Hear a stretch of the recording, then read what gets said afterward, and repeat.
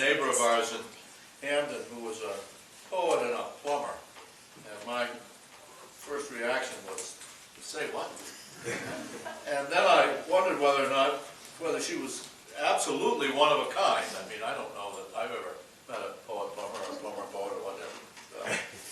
And I doubt that I ever will. So if any of you in your travels ever discover one, I'd be interested in hearing about it. Anyway, sure enough, at that time, Sarah was licensed as a master plumber and was a one-person plumbing company, and we made use of her skills on at least 2 occasions. I regret to say that we'll have to look elsewhere the next time we have a blocked sink drain, because she's retired from that part of occupation. When I learned that she had a book of poems out and expressed interest, Sarah very kindly gave me a copy a year or so ago. And I read straight through it, which is something I rarely do. I think it's best to read a collection of poems, a few at a time, and put the book down and then come back and read a few more and do it that way. But I couldn't put this book down. And I've come back to it often. Right from the opening poem, I realized that, as one reviewer put it, Sarah is the real thing. I was immediately impressed by her wide range of subjects. There are poems that examine particularities of the body in a fresh and unusual way, and others that take up aspects of spiritual experience, Buddhist as well as Christian. And particularly interesting to me are those in which she reimagines stories from the Bible. It makes it very interesting contrast with what we heard Kathleen Pollock do when she was here 3-4 years ago, and that's section 2 of her new book, the Mind and Body Problem. But these are different, as I think you'll see right straight away. But what appeals to me most strongly in her work, I think, is that the way in which her work seems to be inspired by everyday details of events of common life, noticing footprints in newly fallen snow, and sitting among family members at the table for a holiday dinner, watching men move a piano, buying one's first car, noticing a cup of tea gone cold. But we've never seen these things in quite these ways before. So these moments are presented from a new angle of vision, which brings us into a kind of repossession of the familiar. The situations may be recognizable, but the details are often fashioned into images expressive of strong emotion and deeply felt concerns. And perhaps most importantly, her poems perform one of the most important tasks, I think, of lyric poetry, which is to demonstrate the relatedness of things. And I was interested to hear Sarah make mention of the metaphor in her workshop this afternoon, because I was thinking right from the metaphor on up, that seems to be one of the great tasks of poetry, of lyric poetry anyway. In the words of one of her reviewers, who perhaps says it best, the language of these poems summons us to compassion, responsibility, gratitude for being alive. Her lyricism reminds us of the interconnectedness, the common denominators that marry self to other, I to we, human to the web of biological, emotional, historical, and spiritual relationship in which we love, struggle, and sing. Sarah is the author of a poetry collection, Tour of the Breath Gallery, which won the 2013 Walt McDonald First Prize book. And copies of that book may be, the limited number that we have now, but copies of that book may be purchased here right after the reading. And she'll be happy to sign them for you. And she's also written 2 novels, The Fainting Room, which is still in print, and The Burning Sea, which is not, but can be purchased on Amazon, which I intend to do. Her poems have appeared in many journals, including the Southern Review, Poetry Daily, Rattle, River Styx, and The Sun. And her work has been nominated for a Pushcart Prize, and she is the recipient of a Promise Award from the Sustainable Arts Foundation and the Elizabeth Matchett Stover Award from Southwest Review.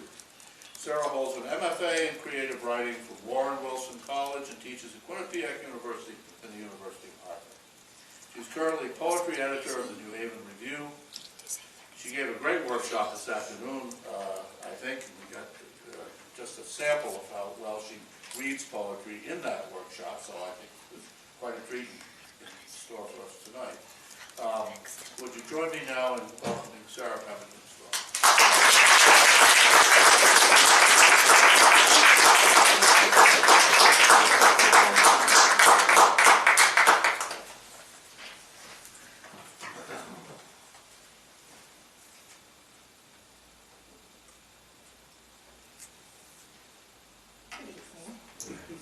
Can you hear me okay in the back? All right, good. It's nice to see a bunch of people from workshop here in the room again, and I had a great time this afternoon, so I'm glad you all came back. I want to start by reading one of the earliest poems that I wrote that made it into the book. I wrote it years and years before I thought of myself as a poet, and years before the book came into being. Pool. Changing in the locker room, everything is exposed. Like accidental photographs, wet images emerge from the chemical-smelling waters. Rolls of pale flesh, pendulum breasts, flat nipples on a young chest like two bull's eyes. Pale moths of thinning gray thatching a crotch, cesarean scar, legs hair flocked, a snake tattooed on a pregnant woman's thigh. Here among the lockers, everyone's private fist-held eye is stirred into dissolve, like out in the pool where the delicate molecules of each mouth's spittle float finally over all our chlorined tongues.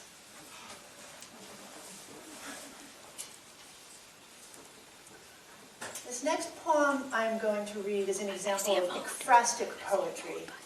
And for those of you who aren't familiar with the term, an ekphrastic poem is just a fancy Greek word for saying that the poem was inspired by a piece of usually visual art, but not always. And I brought along the piece of art to show you so that you can appreciate it.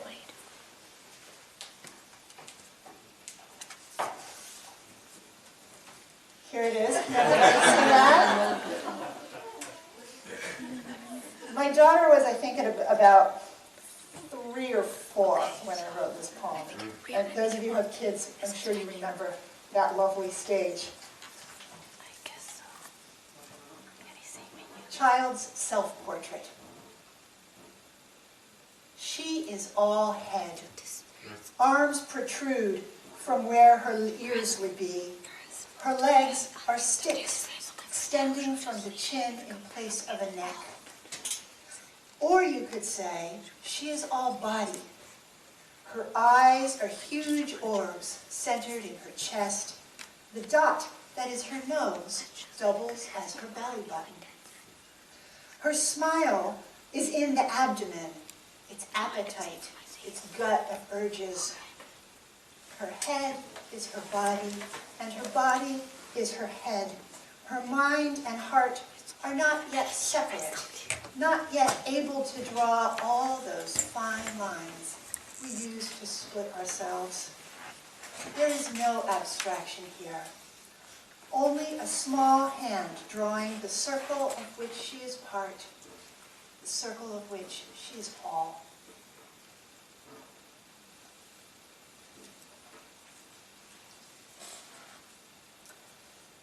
The title of this book is Tour of the Breath Gallery, as Bruce mentioned.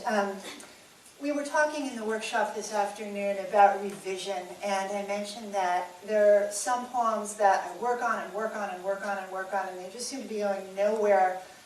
And then a year later, a title or a last line or something that suddenly makes it come together shows up. And this is one of those poems, and I was either mopping or sweeping a floor, I can't remember, when I suddenly realized what the last line actually was. at which point it went from a completely unsuccessful poem to a poem that became the title of the book. Tour of the Breath Gallery. Here is your grandfather dying. The sound of his labors echoes through every room. Here, two lovers kissing, pressed chests balloon and sink, their mouths a tunnel to a country where it's all different. There, not a single molecule of air is wasted. The smokers? They were kicked out of this exhibition, so they had their own show. The critics hated it, but I think they're onto something. Look at their faces as they inhale. That cat is an old master. His fur, rising and falling in the sunlight, could break your heart. And yet, you're bored here. Like that young Buddhist monk was bored, so his teacher held his head underwater until he got interested. Nothing here is for sale. The woman sat still for 3 days. Then, her hands flew like hummingbirds to her body, searching for the new opening. It seemed her lungs were filling by themselves. Look carefully. There are no souvenirs to take back.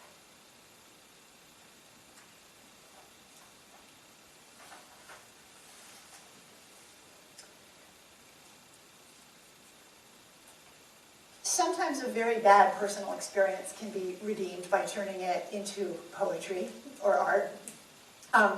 This was indeed a very bad personal experience. I had some out-of-town visitors, one of whom is an artist. They had come up to visit from Tennessee, and the husband of the couple really, really wanted to go into New York to see the Willem de Kooning exhibit at the Museum of Modern Art. And this was in the Halloween snowstorm a few years ago now, but you all may remember it. And so, I was game. I said, sure, snow, schmo, this is New England. I have waterproof shoes, which turned out actually not to be waterproof. And so we went in a blizzard, and because I'm kind of a Yankee cheapskate, I said, oh, we don't need to take a taxi, we can walk. And we walked about 8 blocks in the wrong direction, and then had to go and walk back the 16 blocks up to the MoMA, and there weren't any cabs anyway. But I got a poem out of it, and this is the poem. Another thing that amazes me is how, on the rush hour subway, everyone harbors beneath their dripping coats a set of genitals. No one can look anyone else in the eye.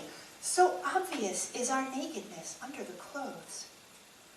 Though it's only October, there's a blizzard dumping sleet across Manhattan, and the streets are full of people anyway, some wearing nothing more than sweatshirts, their hunching shoulders caked with fallen slush. It's amazing, some people will stand outside for an hour in this weather just to see the de Kooning retrospective at the MoMA, myself, it turns out, included. Amazing also that the same shade of paint can make some people happy but give others headaches. When I get home, I'm going to paint my living room orange against the 6 months of winter that's just begun. The platonic ideal of a raincoat is bright yellow, and though I can't see one beyond all the crotches on the Lexington Avenue local, it's comforting to think there will be an appearance soon, little right of color, to remind us of the sun's assured return. It amazes me that I still want God to be more than a perfect metaphor for loving, that I still want to fall to my knees for something other than this woman swaying above me, her fingers knotted to the subway strap, the folds of her labia just a couple inches from my mouth, while our bodies fly through a tunnel under the city, and high above us, a deluge of gray crystal blots out the gold of trees all down Fifth Avenue. Amazing that the light of the sun makes us open our eyes in the morning, and that when there is no light, our eyes open anyway, searching for it, then for each other.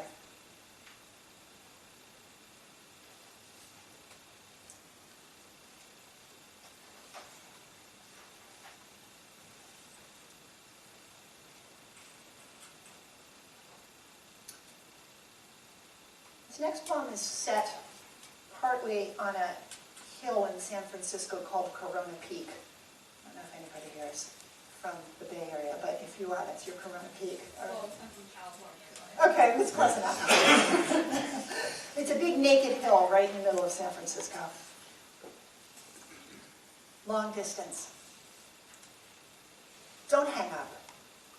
Just leave the receiver dangling and climb out your window. Take yourself up the street, the steep one with stairs. Jump over the guardrail, into the switching grasses, and run, please, over the cracked dirt, up Corona Peak. Go all the way up. Climb. Now fog salt and Mexican sage breathe your clothes like campfire smoke. Your body's a sailful of wind-sharpened light flying off a Pacific you can taste in your teeth. Now here's what I want. Unfurl your life beneath the sky-blown sun. Lie down in the dry grass, and now let the wind take the largest thing you'll ever have in this life. Let it kite away from you. Let it dive with your heart. Now, take a breath and tell me about love.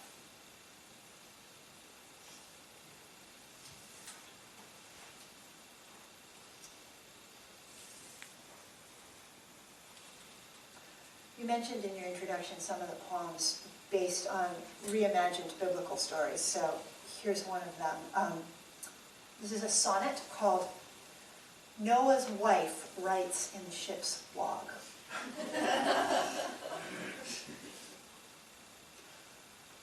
This week brings more of the same. Cooped up in a boat in the rain, I'm one more animal caged too close to its mate. Outside, the bird is late in coming back. I dreamed the camels got away, and I swam after them until we came to where the world was desert. No rain, no men. Only camels, scorpions, an enormous sun warming my skin. Stretched out, moved my arms in arcs across the sand, made my legs open and close at no one's wish but mine. When I stood, I saw an imprint of an angel on the ground. No rainbow in the sky, no flood of tears. I slept, alone, dry.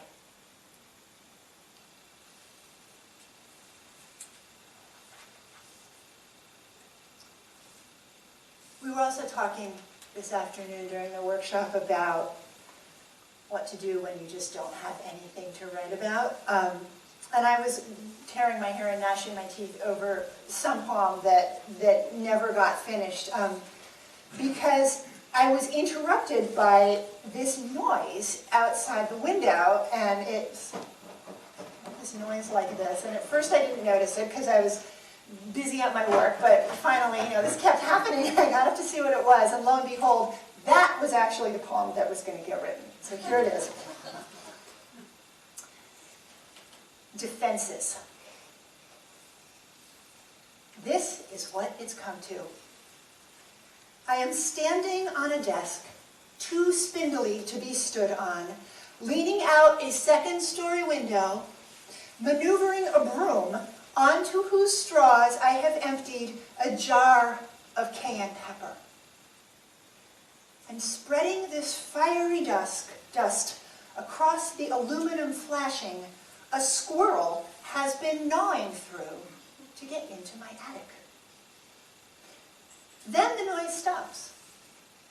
For a while, I hear only silence, then rain. And when the rain is past,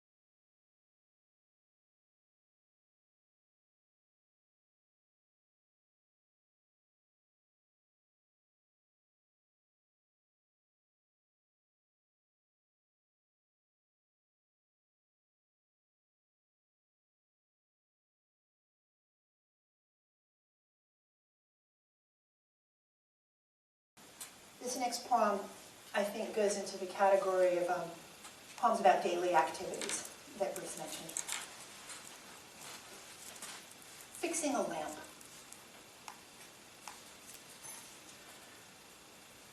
I pull the old cord from the base, its dangerous black cloth rotted from the wires, because my mother says this brass desk lamp belonged to her great-grandmother, who kept it on the table beside the bed to which she was confined, her ancient bones breaking and re-breaking. At 85, she instructed my mother, age 6, "Now, dearie, in the top drawer beneath my underthings, you'll find some pliers. I need replacement parts and lack the words. Have only round piece, curved piece, thing."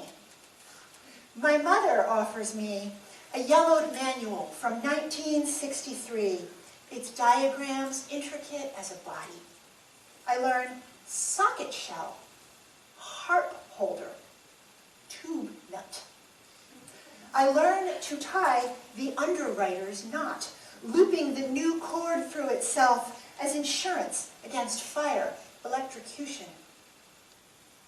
My 6-year-old mother grew bigger, had 2 daughters, got divorced, used to put the kids to bed, then take a sledgehammer to a kitchen wall that no longer pleased her. Waking at night to the sound of demolition made me feel safe with possibility. The breaking down, then subsequent repairing of the world. In the morning, dust everywhere, no breakfast, light in a new place.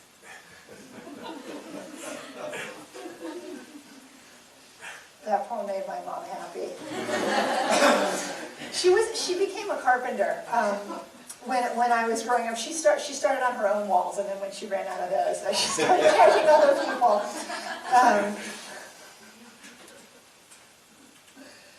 I didn't think I wanted to go into the trades. I was a waitress and a bartender and a political canvasser and an elementary school teaching assistant and a lot of other things before I got talked into being a plumber. But apparently that stuff your mom is doing that right now you think is really stupid, better watch out. This next poem is a really old poem from like the first writing group I was ever in. And the poem, it was the first poem I ever sent out for publication. It got immediately snapped up, which is extremely rare for me. Beginner's luck. But it came about because of a writing exercise. So I'll offer you the writing exercise in case when you're stuck in class for your poem, you want to try it. You think of 5 nouns that are unrelated to each other. Dark green was one, Coca-Cola was one, I can't remember what the others were. But anyway, there's 5 unrelated nouns in this poem, and this is the poem that resulted. My enemies. The day I bought my first car, I called my father. We didn't often speak between the holidays, yet I found myself dialing his number on a Thursday night in September to tell him about this car. One thing I remembered that was good when I was small was sitting beside him in the front seat of his dark green VW Bug, the 2 of us singing Camptown races at the top of our lungs while he drove. My new Honda was dark green. I hope it has a gas cap that locks, my father said. I asked him why. If you don't have a gas cap that locks, your enemies will get you, he told me. They'll siphon all the gas out of your car with a long straw, and then you'll run out of gas on a deserted stretch of road in the middle of the night with no one to help you. I coughed. Or they'll unscrew the gas cap and pour in a bottle of Coca-Cola, and then you'll have to spend thousands of dollars getting the engine rebuilt. I don't have any enemies, I said. I just don't want you to get hurt, said my father.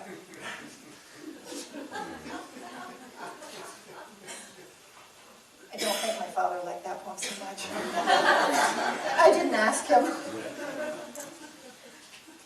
How am I doing on time? What time is it? 9:03. Can't be 9:03. 8:03. 8:03, okay. I haven't been reading that long. It might feel like it. Okay.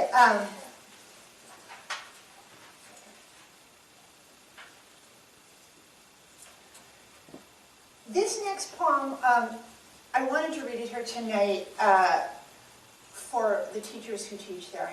Who teach here. I know some of them are here. I went to a school somewhat like Westover for my high school experience. And I had a teacher there who really meant a very, very great deal to me. And I don't think I really understood how important she was in my life until many years later, posthumously, unfortunately. This poem is called Obad, which traditionally, in the history of poetry, a song sung by lovers parting at dawn. And poets have opened up that definition a little bit. Sometimes it's just a morning song. Sometimes it's a song about people saying goodbye. And song in this case meaning not something you would actually sing necessarily in this day and age, but a lyric poem. So this is Obad for Robin Wood. On the morning of the night you died, I broke a juice glass in the kitchen.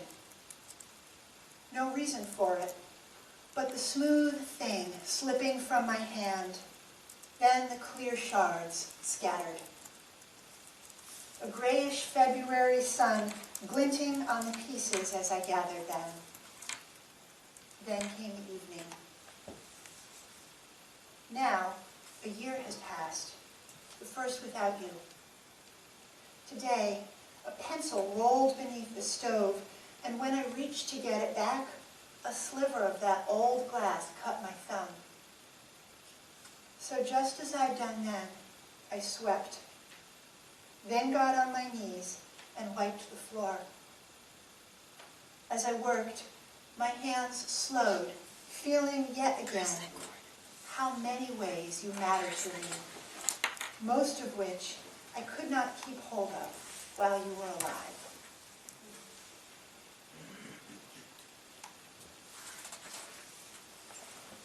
So teachers, on the days that you feel completely unappreciated, you still are. The last poem I'm going to read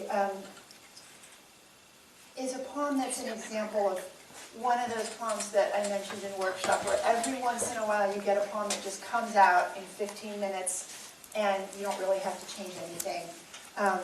Those poems very rarely happen for me, but they do happen, and so I wanted to close with one.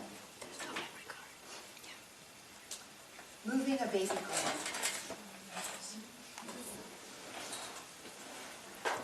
The piano is hauled in, a captured elephant, legless, enormously dismaying on its side, blanketed against making a sound, yet too dignified to show humiliation. Up the stairs, such massive weight doesn't seem possible, and yet there they go, 3 men sweating with the effort of making a living. At last, in our apartment, they screw the legs back on. And I remember, this old piano's white keys are made of sawed-off tusks. Sometimes the metaphor for suffering turns out to be the suffering itself. At which point, I stop watching the work and go into the kitchen for 3 glasses of ice water, which I give to the movers. Because if you want the world to be less burdened with cruelty and indifference, this moment you are standing in would be the ideal fulcrum from which to lift a finger, even if it is only to play a single note, say the F above middle C, though the piano deserves Beethoven, the moving men, champagne, the elephant, the world. Thank you.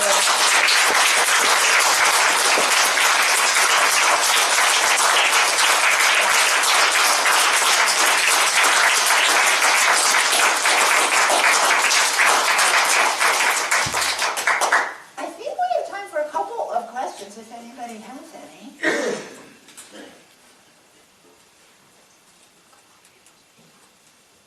In the workshop, no one asked, but do you have any kind of writing schedule? I have had writing schedules at various times in my life, and the most successful ones took place when I was younger and single and not a parent and had a part-time job. But I'm really glad I had a writing schedule in those years. The best one that I ever had was, I worked as a bartender, so I worked at night. So I would get up kind of late, eat breakfast, and then write for like 3 hours, 5 days a week, and then do this and that, and have something to eat and go off to work. And interestingly enough, wrote for 3 hours, day after day after day after day, on a novel I never finished. I read once somewhere that you're allowed one unfinished book in your life, and that's all. And no matter what, you have to finish everything else. Which was very good advice, because my second novel, which has been far and away the most commercially successful of my books, I almost didn't finish it because I was so stuck. I make little writing schedules now. I find generally I work best first thing in the morning, so when I have a morning and I'm freshest, I try to get right to the desk and give the best part of my brain to that, and then other things happen. Yes? Do you like to write on paper or on computer? It does matter to me. I almost always do a first draft in longhand. And I've thought a lot about why this is, and I have a theory. I don't know if the theory's right. The fact is that it works better for me on longhand, but this is what I think. If I try to do a first draft on the computer, you go on the computer, and then you get something up there that kind of looks like a published page, right? It looks nice, you have it in a nice font, and it's got this sort of like done, finished look to it, but then you look at it and it's terrible, right? It's this dumb poem with bad metaphors and like weepy violin music, and you just get all stuck in the editing and think, oh, I can't write that, and you're like backing up and going forward, and it's really easy to get stuck on the computer. Whereas in longhand, you know, like it's a mess, right? And it should be a mess because it's longhand and you can just cross out and keep going, and it's easier to put the editor aside. Once I have a longhand draft, it looks like a big mess, and then I put it on the computer, and I do, I think, almost all the subsequent editing on the computer. But if I get really, really stuck, I go back to the longhand and just try to like, okay, let's get a new stanza about something else, or let's free write on this image because what I have is not going anywhere. So that's my process. Yes? It sounds like you've had a lot of jobs and other not technical career things that probably should be jobs. Do you feel like that's given you a distinct advantage as a poet?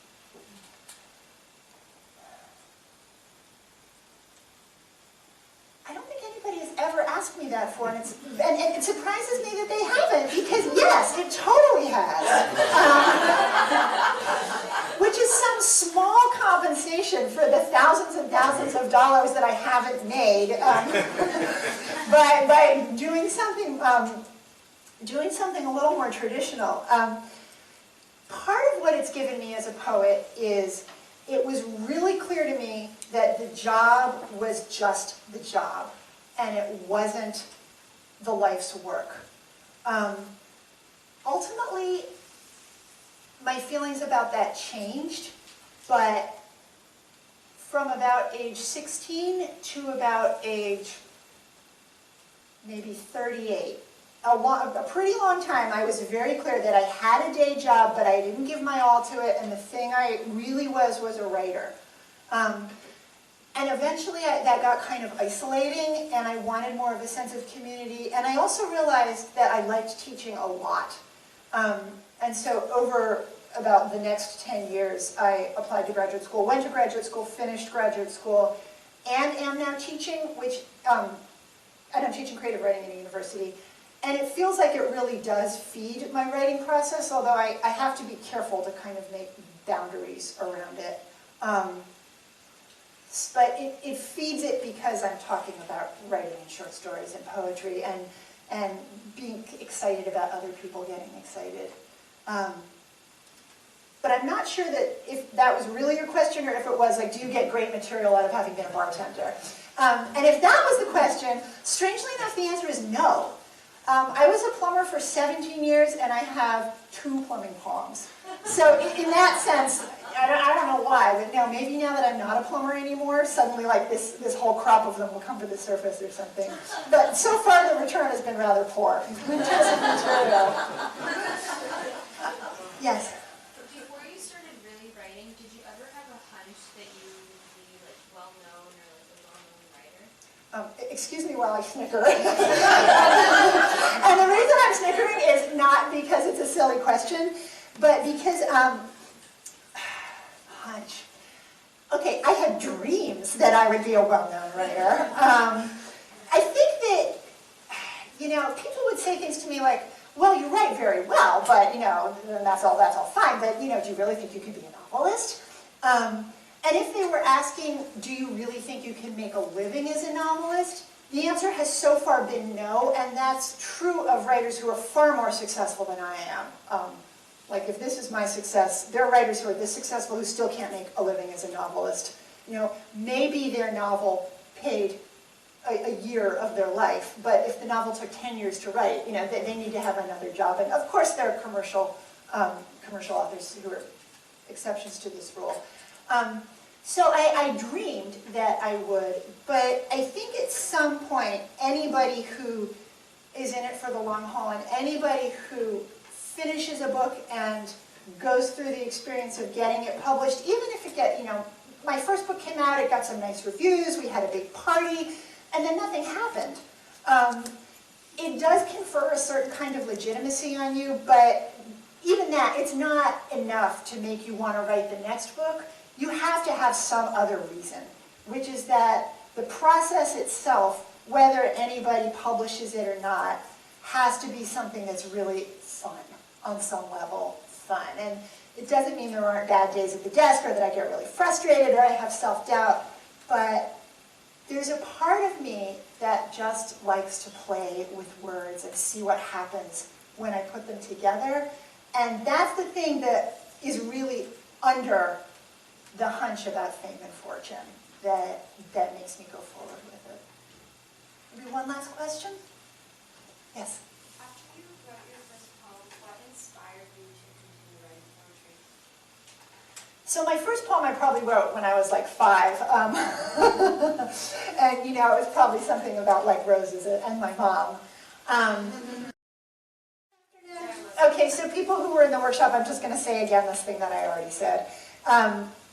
There's a writer named C.Del Young who was briefly a teacher of mine in graduate school, and he gave a talk once, and he said something that summed up so beautifully what I feel about that I'm just going to tell you what he said.